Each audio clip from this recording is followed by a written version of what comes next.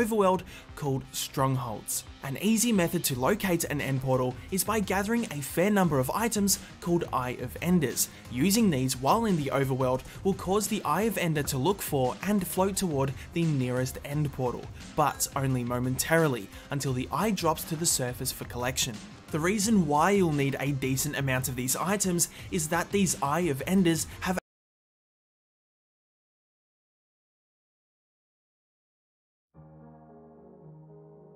When I was 11, I moved to a rather big city due to my dad getting transferred at his work. Before that, I lived in a relatively small town known for practically nothing.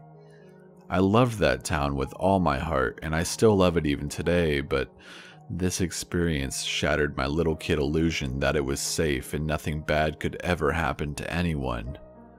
I lived in a very close-knit neighborhood where all the parents knew each other and all of the kids were friends. At the end of my street was a small, half-built house that became sort of the neighborhood hangout for everyone. It had been abandoned during its construction for unknown reasons, and it sat there for nearly 2 years before we all decided it was the perfect clubhouse. All of the kids would walk home from school together, stop in to tell their parents where they were going, and then head down to the house. One Saturday, I went across the street to my friend's house and asked if she wanted to go to the clubhouse with me. She said she was eating lunch, but that she'd meet me there as soon as she was done. I was only 7 at the time, but my parents trusted me enough not to get into any trouble or run off somewhere, so I headed down to the house to wait. I was sitting on the front steps of the house when a white car with very darkly tinted windows pulled up to the curb. To my young mind, it looked exactly like a police car, just without the lights on top of it. So I thought they were undercover or something. I was 7, cut me some slack. The driver of the car rolled down the passenger window and leaned over the seat, and I could see he was wearing a police officer's uniform and aviator sunglasses. He waved me over, and not wanting to make the cop angry, I approached the passenger side of the car. "Hey there, do you think you could help me with something?" he asked me. He seemed nice enough, so I told him that I'd try. He went on to show me a picture of a little girl I'd never seen before and asked if I knew her. I shook my head, and he told me that she was missing and that her parents really wanted her back, but he was having trouble finding her. At that point, my friend from earlier, Anna, had showed up. The guy asked Anna if she had seen the little girl, but she hadn't seen her either. He then seemed to get really sad and shook his head and said, "I just really wish I could find her. Do you two want to help me look? If you can get in my car, we can drive around and see if we can find her." To me, that sounded awesome, and I threw all notions of stranger danger out the window. I'd never been in a police car before and thought I'd have the time of my life, but Anna seemed to have her head on right that day and politely declined. This visibly upset the guy, and he got really angry, telling us he'd arrest us if we didn't get in the car and help him. Anna and I both started freaking out, and we booked it to my house when the guy reached into his glove box and pulled out a set of handcuffs. He sped off as soon as we started running. At that point, we were both crying, but we managed to get to my house and tell my mom what had happened. She immediately called the police and asked if they had an officer patrolling in our neighborhood, but of course they didn't. So the real cops showed up to my house and asked me and Anna a ton of questions, and I realized that the scary guy's police uniform was way off. They tried to get a description from us, but he was wearing a hat and sunglasses that blocked most of his face, so it didn't really amount to much. We were, however, able to provide a description of the little girl in the picture. As far as I know, nothing happened with the guy. I've tried searching for any news articles, but I haven't found anything. The description we gave of the little girl didn't match any missing people within a 100-mile radius of our town, so nothing really came of that either. After that, none of the kids in my neighborhood were allowed to go to the clubhouse or be outside without at least one parent supervising us.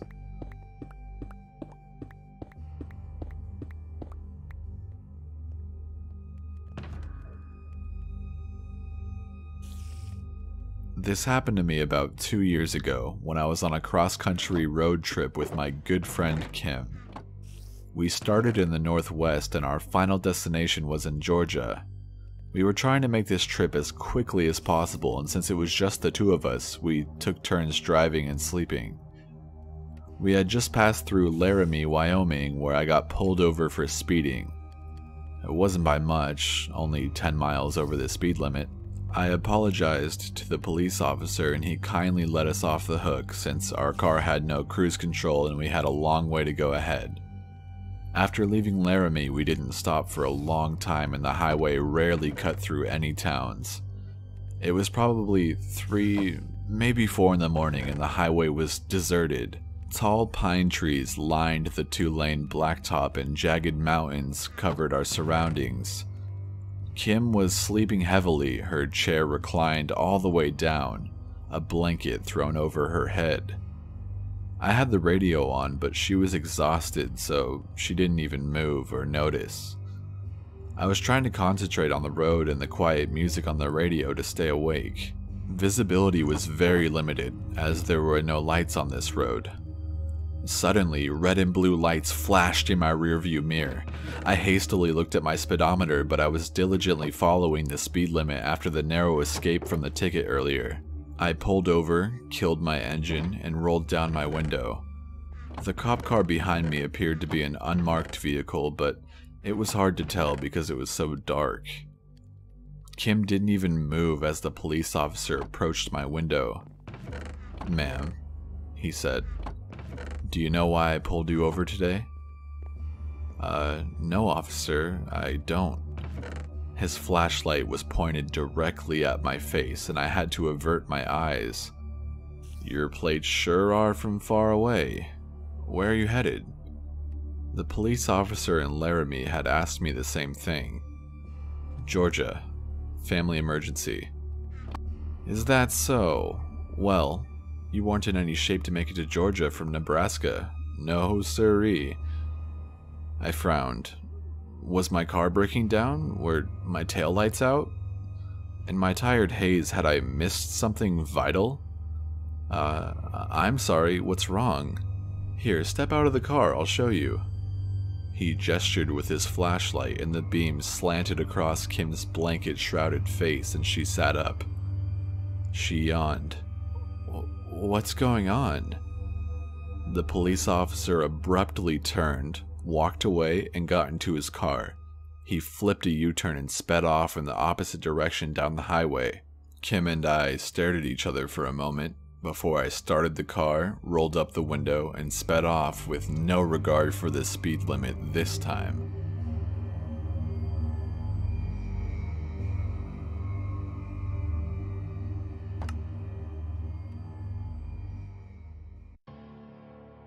A while back, when I lived in a small town with long, winding stretches of road between my house and my workplace, I had a rather unsettling run-in with a police officer. I worked the night shift, so it was about 11 p.m. It was Saturday and I had just set out towards the hotel I worked at. I have a GPS system that logs a high amount of information, so I know that I wasn't speeding. After driving for about a mile, I noticed a car starts following me very closely. After a couple of miles of this, I've decided I've had enough, so I switch lanes in front of a few other cars and keep driving. Predictably, this person, it was too dark to see anything but their headlights as there were few street lights in this remote area, weaves in and out of cars to get right back behind me. Finally, after being tailgated for about 13 miles, I get to a lone stretch of road and the speed limit increases to 55 miles per hour. I gladly take the opportunity to go faster once I pass the sign, and admittedly, I did get up to 57 miles per hour as this person continued to tailgate me. And he turns his lights on. I'm already nervous as the road is dark and it's late, but there are just enough cars going by for me to reason with myself to pull over. And then the cop turns his lights off, which I'm quite certain they're not supposed to do. He approaches my window and chides me for speeding, saying he saw me going 70 in a 30 mile per hour zone on the street he initially started following me on. I tell him my GPS log can say otherwise, and I bluffed a bit. Stupid, I know, saying that I had a device from my insurance company that also tracks my driving. He claims he saw me weaving all over the road and assumed I was drunk, and I questioned why, if I was speeding so seriously and driving so poorly, he followed me for 13 miles, passing said obvious drunk drivers and people speeding past us to do so, instead of pulling me over immediately. Completely ignoring my question, the cop glances down and says my car is going to cause the grass I'm parked on to catch fire. Now, you're probably thinking what I'm thinking. What the fuck? That makes no sense. And then he asked me to pull into an empty lot on top of a nearby hill, a lot that was completely impossible to see from the road. Nervous, I act as if I'm going to, and accidentally, not really, pass it only to pull into a residential parking lot with all the lights on. The cop gets out, obviously angry, and demands to see my license and registration. I turned it in and he gets in his car for just a few minutes, during which I quite obviously get my phone out and tell my coworkers what's going on. He then gets out of the car, returns my information claiming he let me off with a warning, and drives off quickly. He returned my registration but kept my license, and the slip had a bunch of scribbles on it in place of any real words. The next day I called the station looking for my license, and of course, he hadn't turned it in. I told them what had happened and gave them some information that they asked for, including some numbers on the ticket that I could read, and they said they'd look into it. The next few days I did see a cop car on the roads near my house, but I wrote it off as noticing something normal out of paranoia. My father thought I was being ridiculous, which upset me quite a bit as I still had, and have, that fake ticket. Luckily, I'd been planning a move and moved out of state just a week or so later, but I hope that my complaint was looked into and that man didn't do anything wrong to anyone else. I don't know if he was a real cop or a fake cop, but nonetheless, the experience was definitely scary.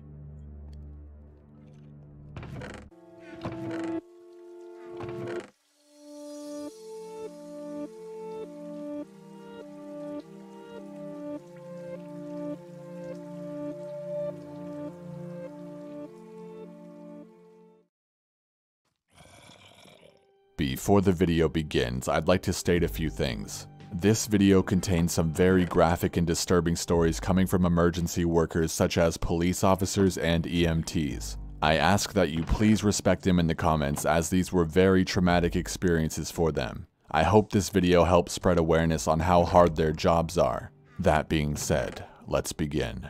Number 1.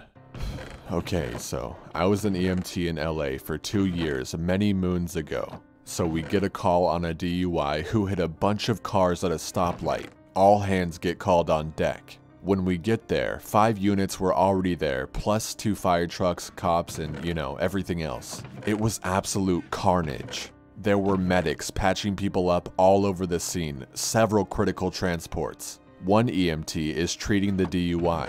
To say that he was blind drunk is not an exaggeration. His face was bleeding, but otherwise unharmed. This guy was in an old steel round fendered pickup truck and hit a group of cars going 50 miles per hour.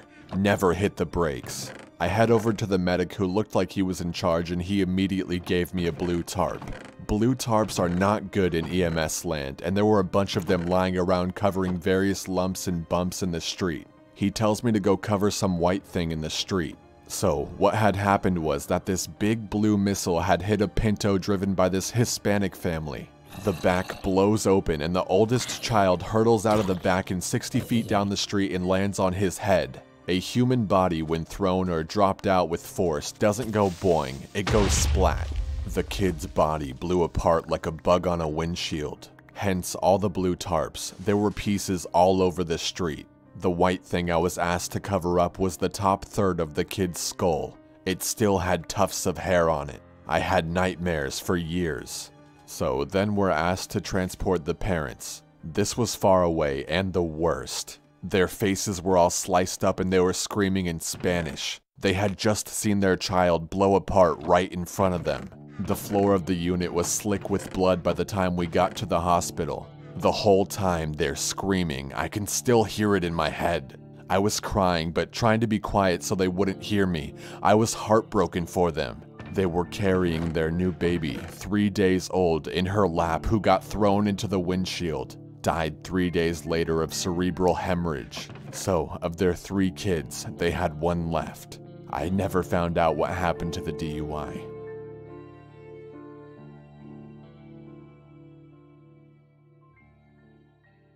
Number 2. A guy high on dust, aka PCP, went over to his adult sister's house right before they left for a family birthday party. As the family is packing the car up, the guy remains behind in his 7-year-old niece's bedroom, still high on dust. His niece forgets something in her room and runs back upstairs into the apartment. As soon as she reaches the apartment, she hears a gunshot. She walks into her room and sees her uncle proned out on the floor, bleeding profusely from the back of his head, brains all over her bedroom wall. Family calls 911, I show up, walk in, and assume the guy is dead by the lack of movement and loss of blood. I find the gun, make it safe, and out of nowhere hear a huge deep breath and see the guy's chest moving. With half of his brain blown apart, the guy was still alive for at least 10 minutes, but unresponsive. Medics transported him to the hospital where he died, but donated his organs. In the end, it's the little girl who will live with that picture of her uncle for the rest of her life. It would be nice if you could take every kid out of every bad situation so they have a fighting chance to live a normal life, but that's unfortunately not how it works.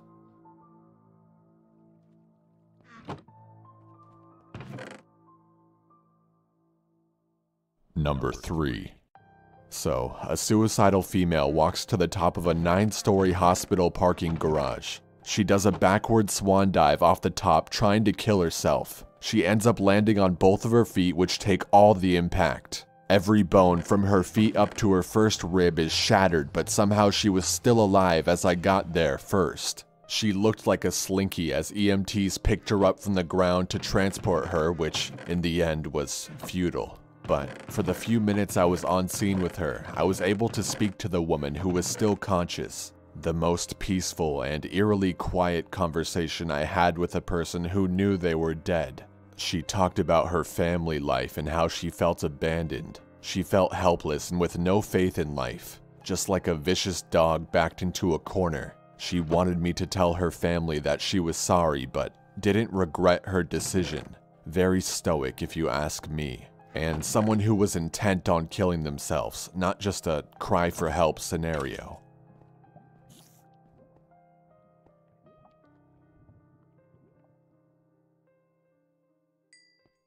Number 4. My dad is currently sitting right next to me and has a story. He has 20 years active patrol duty and then 7 as a sheriff. We got a call from this one woman saying, Mrs. Smith is 90 years old and we haven't seen her in 7 weeks. Can you perform a wellness check? This was in the middle of August after a couple streaks of 100-degree weather. 7 weeks is a long time. So me and my partner go over and lo and behold, no visible AC unit in this 100-year-old house. So we load up our noses with Vicks and open the door and yeah, the Vicks didn't help. That house was well over 90 degrees Fahrenheit. This lady had basically melted into a huge mess with some human features still visible on her couch. The vapor her body was giving off was on the windows like condensation. My partner and I both threw up and called the coroner, who basically had to remove this lady with her couch cushions. It was really bad. The poor lady didn't have family or anything. She had missed multiple doctor appointments or something like that, and they alerted them that she might not be okay.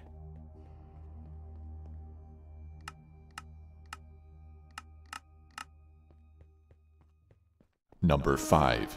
My partner and I got a tip from a narcotics source to check out an abandoned bowling alley for some activity. It was the middle of the day, so we didn't really expect anything to be going on right then.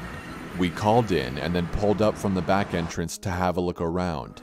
Lo and behold, there were heavy chains on all the doors except for one side door where the chain had been cut with an angle grinder or something similar. The bowling alley faced a fairly busy highway, so our first thought was that local drug dealers were using it as a convenient stash or pack spot, or that there were squatters inside.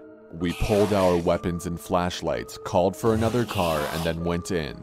We came in from the side, looking across the lanes, about even with the scoring terminals. A quick look around and it was obvious that people had been there. Empty beer cans, cigarette butts everywhere, some boxes of sandwich bags sitting out on the little tables. The place smelled like 20 years worth of cigarette smoke, mildew, wet wood, old plastic, rusty metal, and musty seat cushions. It was a very familiar smell after Katrina. I don't remember who saw her first, my partner or me. There was a woman at the far end of the lanes, away from the door and hidden from the front windows. She was in an orange dress, the skirt pulled up around her waist and the top pulled down under her breasts. She was lying on the floor between two benches as if she were passed out drunk, a young black lady. She was wearing very dirty sandals with gold-colored straps and little fake jewels across the tops. Her skin was dark, shiny, and blotchy and contrasted sharply with the soft, bright orange material.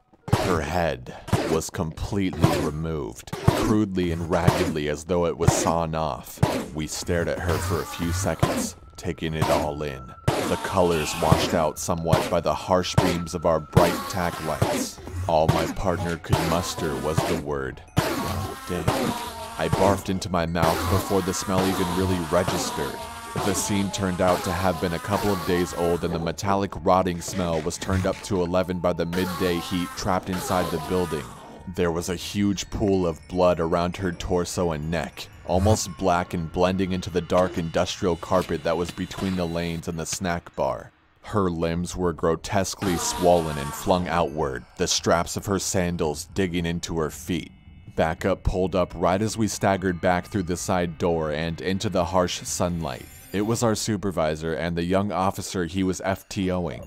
We explained the situation and he called for more units and the coroner so they could secure and begin processing the scene. We put some Vicks on and went back in to look behind the snack bar and the counter where the shoes are. The sergeant found the lady's head on the floor behind the snack bar. Her teeth were showing as if she were growling and her eyes were swollen and puffed out. There were several squadrons of flies and gnats buzzing around the head. She was wearing a wig, which had partially come off, and the whole thing was almost comical, like a wax head where the details weren't quite right.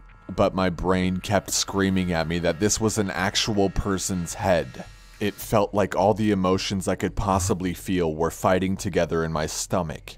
I've seen hundreds of corpses throughout my careers, but this one was burned into the film of my memory. We continued to perform some mundane functions at the scene for a little while, but once others started arriving, our lieutenant sent us back to the office to start writing up our notes. The investigation later revealed the woman was a prostitute. She was involved with a drug dealer who used the bowling alley for business purposes and to entertain clients. I think the story came to be that she was offered as payment to another drug dealer from Central America, and this person murdered her while he was having sex with her, right there on the floor. He slit her throat with a knife and continued until she was fully decapitated, either during or right after the rape. I think I remember that the suspect was identified, but I know he was never caught. This was, by far, the worst scene I ever saw firsthand.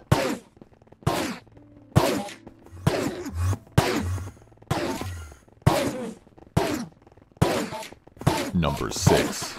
My dad is a police officer and they had a scene the day before Halloween.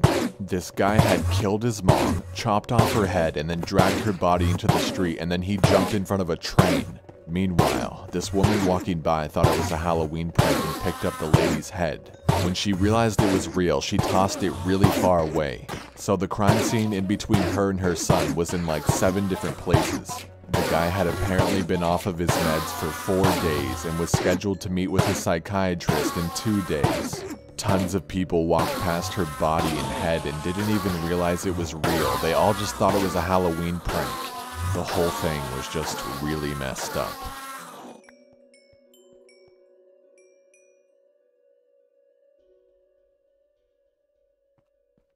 Number 7. I joined the military at 18 and became a cop. The very first night of shift, within the first 30 minutes, we got a call of a baby not breathing. I was with my supervisor at the time, and when the call came in, he put his foot down and didn't let up until we made it to the address. As soon as I ran into the residence, the mom was screaming hysterically and holding the baby, yelling, "Please save him!" over and over again. I was right out of boot and tech school and freshly spun up on CPR. I grabbed the baby and started CPR, knowing the whole time I performed it that there was no way I was going to bring this child back from the beyond. I could tell he had been gone for quite some time, and even if I did bring him back, it wouldn't matter because the brain had been without oxygen for too long. I kept on performing CPR until the paramedics arrived.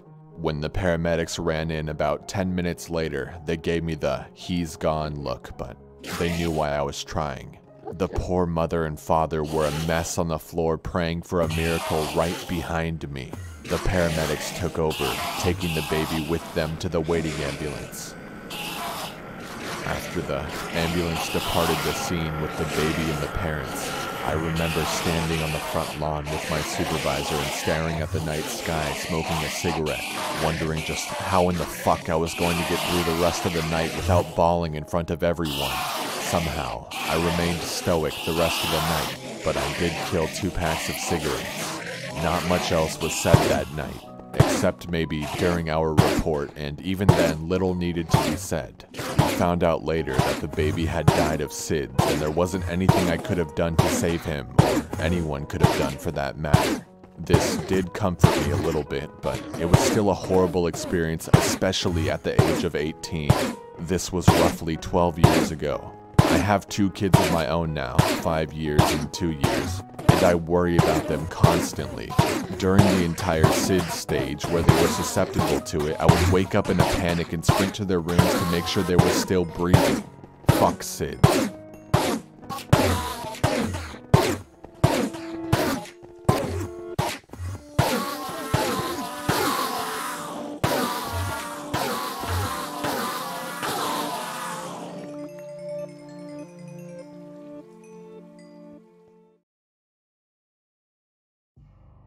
Before the video begins, I'd like to give everyone a warning.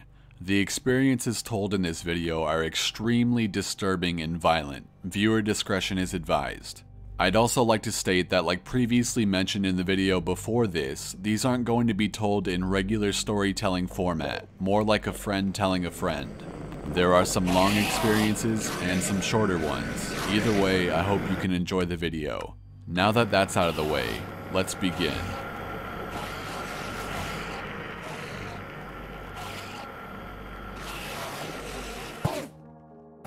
We responded to an apartment building when the caretaker had called us. His initial report was that he went to go check on a room because water had been reported flooding into the hallway. He informed us that there was a deceased lady in the tub. He said he had saw her and immediately backed out without touching anything. We entered the room and it was filled with steam. The humidity had started peeling the paint off the walls in sheets. There was also the smell of cooked meat. Upon entering the bathroom, we found the supposed deceased seated in the tub with the hot water running. From the looks of it, she had been there a while. The skin on her body all the way from toes to sternum had started separating. Much like the paint on the walls, it was bubbled and coming up in sheets. I checked for vitals while someone turned off the water and the others went to go get a bag and radio for a can. I almost shit my pants when I found signs of life. The lady had a pulse. She wasn't really responsive, but she was breathing shallow, had a heartbeat, and was looking at us. We had to get her out. We radioed for EMS and informed them that we had a live patient with at least 80% burns. They were a few minutes out, so we started to get the patient ready for transport. I don't remember what we were doing when we noticed the water draining from the tub, but what we saw was her torso essentially degloving itself as the water receded. We immediately plugged the bathtub and continued working on her. When EMS arrived, we had to transfer her to the stretcher. That's where things got ugly. We planned on gently lifting her out of the tub and placing her on the stretcher. However, as soon as we touched her, her skin was coming off in sheets. I remember saying, "Sorry ma'am, but we have to do this," as I picked up my section and came away with almost all of the skin I contacted stuck to my arms. That was the only time she made a sound. She probably couldn't feel it due to the nerve damage, but I'm pretty sure she knew she had lost almost all of her skin from the chest down. The water was extremely hot, so we were also getting burned while doing this. We managed to get her onto the stretcher and EMS took her away. When the bathtub was drained, there was a sheet of skin stuck to the bottom. We had to scrape it off and bag it. I still can't eat certain chicken dishes because of this. We figured she was in the tub and the water got cool, so she turned it on with her toe. She must have had a stroke and could not turn it off again. Being an apartment, it had pretty much unlimited hot water, so that poor lady sat there for approximately 3 days cooking. She didn't survive. We don't get a lot of follow-up on calls, but I heard she passed away. Between a stroke and severe burns, it wasn't likely she'd make it, but we treat every patient like they have a chance. The human body is a weird and wonderful thing. Sometimes people do make it through some pretty terrible things.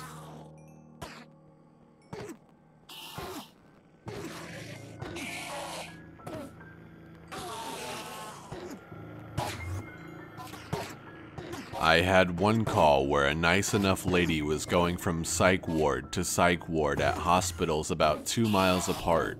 She was nice enough in what broken Spanish I could use to talk with her. She kept holding her stomach and saying muerta and mucho dolor, which is death or some conjugation of, and much pain, which wasn't too creepy until I started reading her paperwork. The gist of it was that she was having hallucinations of essentially a Grim Reaper following her and disemboweling her.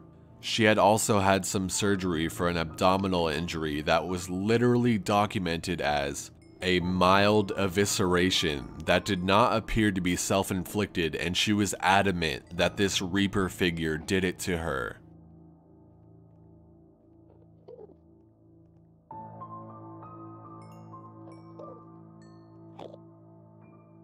This is the most gore I have seen from a call, and it made me think a little about the irony of it. I responded to a call where a janitor was dusting or cleaning a quite large stone cross in the middle of a church. He had been up on a ladder cleaning when he slipped off the ladder and proceeded to try to hang onto the cross to keep him from falling.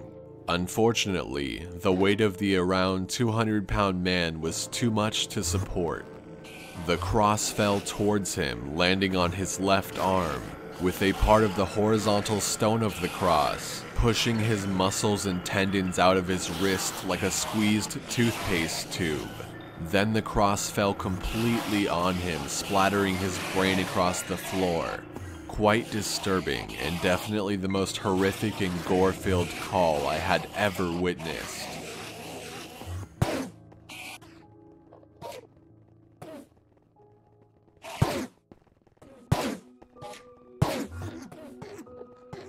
On a Halloween about 4 years ago, I was working a shift with a good buddy of mine and we got a run for an unknown medical.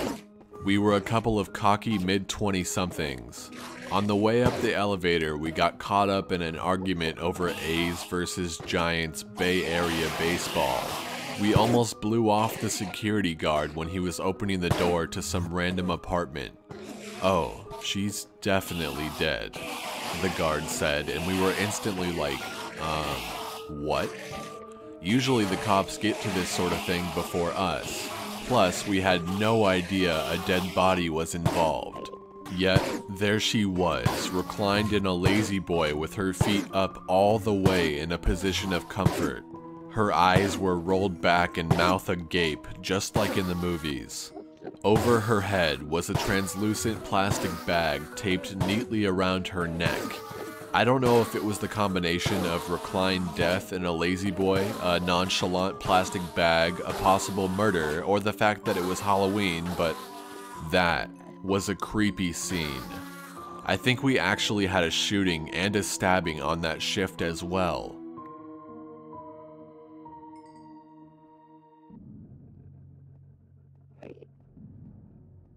In general, the creepiest calls for me are hangings. Something about a body just hanging listlessly in the dark. The last one I had we were dispatched to without lights and sirens, which itself was weird. We ended up at a Safeway with a bunch of cops who had no idea where the hanging was. Apparently, the guy who called it in was casually shopping in the produce section. This guy mentions to us that the body was at a construction site across the street. Needless to say, we told the guy to show us where now. Sure enough, there was a well-executed hanging about 5 feet off the ground. There was rope rigged over a facade and tied to cement blocks on the other side of a chain-link fence. Seeing a dead body hanging in the dead of night is one of those things that stays with you. You keep it in your back pocket so you can tell the story later when someone asks about the job.